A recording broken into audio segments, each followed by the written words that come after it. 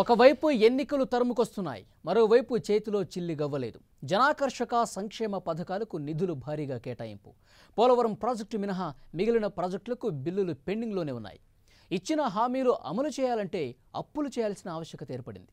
Double digit growth అంటూ మేకపోతు గాంభీర్యం ప్రదర్శిస్తున్నా లోపల మాత్రం నిధుల లేమితో సతమతమవుతోందా? రైతు రుణమాఫీ అమలుకు బ్యాంకుల నుంచి రుణం తీసుకునేందుకు రెడీ అయిందా?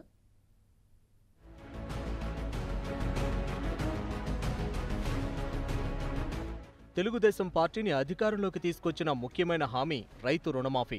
3 విడతల రుణాన్ని బ్యాంకులకు చెల్లించిన ప్రభుత్వం 4-5 విడతలకు మరో 8,000 కోట్ల రూపాయలు అవసరం ఉంది. చివరి 2 విడతల రుణం 8,000 కోట్ల రూపాయలను మాఫీ చేసేందుకు ప్రభుత్వం ఆర్థిక ఇబ్బందులు పడుతోంది.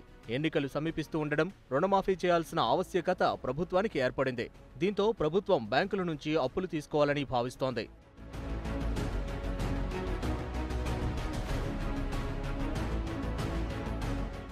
ఆంధ్ర బ్యాంక్, విజయ బ్యాంక్, ఇండియన్ బ్యాంకులు కన్సార్టియంగా ఆంధ్రప్రదేశ్ సర్కార్కు 8,000 కోట్లు ఇచ్చేందుకు సంసిద్ధత వ్యక్తం చేశాయి. రైతు సాధికార సంస్థ ద్వారా రుణాన్ని రాష్ట్ర ప్రభుత్వం తీసుకోవాలని నిర్ణయించుకుంది.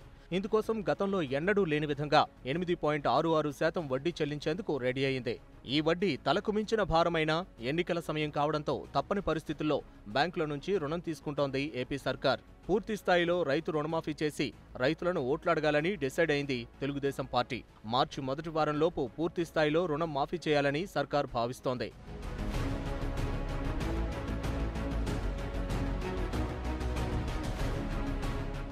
పెంచిన పెన్షన్లు, ప్రజలకిచ్చిన హామీలు, పోలవరం ప్రాజెక్టు నిర్మాణం, రాజధాని నిర్మాణానికి కేంద్రం నుంచి రావాల్సిన నిధులు ఆగిపోయాయి. పోలవరం ప్రాజెక్టు మినహా ఏ ప్రాజెక్టుకు బిల్లులు చెల్లించని ప్రభుత్వం కాంట్రాక్టర్లకు సర్ది చెబుతోంది. ఎన్నికల సమయంలో సంక్షేమ పథకాలకు బ్రేక్ పడితే ప్రభుత్వానికి చెడ్డ పేరు వచ్చే అవకాశం ఉంది. దీంతో ఎన్ని ఇబ్బందులు ఎదురైనా సంక్షేమ పథకాలను కొనసాగించాలని చంద్రబాబు భావిస్తున్నారు. రైతు రుణమాఫీ మొత్తాన్ని బ్యాంకులకు చెల్లించి ఓట్లాడగాలని డిసైడ్ అయ్యారు సీఎం చంద్రబాబు.